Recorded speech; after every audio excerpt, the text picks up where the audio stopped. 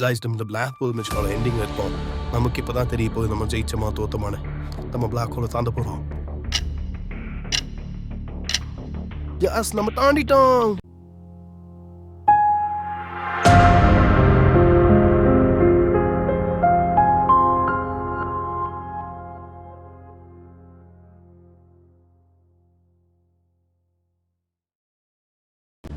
நமக்கு நம்மளோட mission side நமக்கு ப்ரெஷர் கொஞ்சம் அதிகமாக தான் இருக்குது. நம்ம இங்கேருந்து ஒரு பிளான் ரிசோர்ஸ் எடுத்துட்டு நம்மளோட இடத்துக்கு போக போகிறோம்.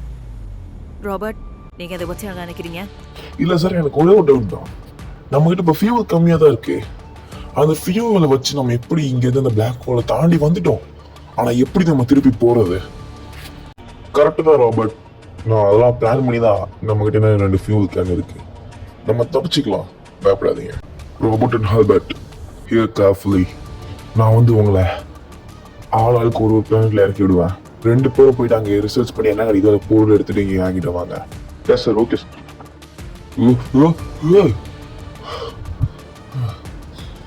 இங்க என்ன ரிசர்ச் பண்றது? இது சரி, நம்ம போய் தேடுவோம். ரிசர்ச் பண்றோம், இடத்துக்கு கொண்டு போறோம், மக்களை காப்பாற்றுறோம். நம்பிக்கை விடாமுயற்சி. எனக்கு கிடைச்சது இந்த பழைய டைரி மட்டும் தான். கொஞ்சம் பிரியாணி. ஹெல்மெட் கழுத்துங்க.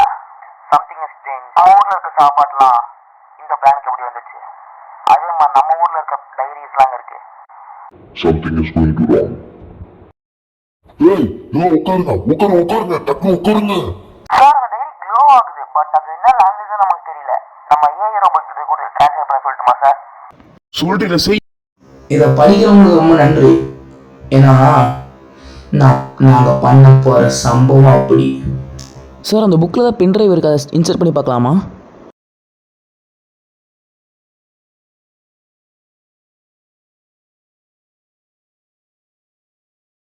உலகில் இருக்கும் எல்லா செல்போன் டவர்களும் தற்பொழுது வெடித்துக் கொண்டு வருகிறது.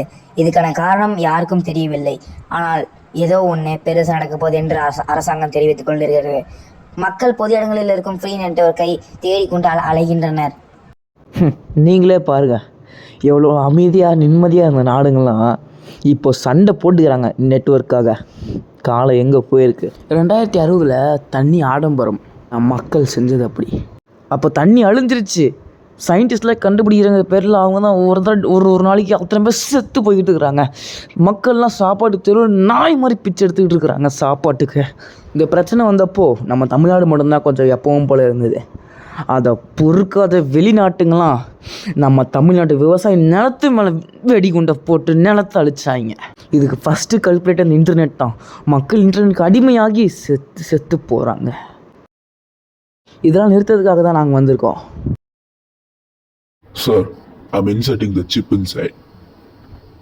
போடுங்க சீக்கிரம் செக் பண்ணலாம். Shit sir. Hi buddies.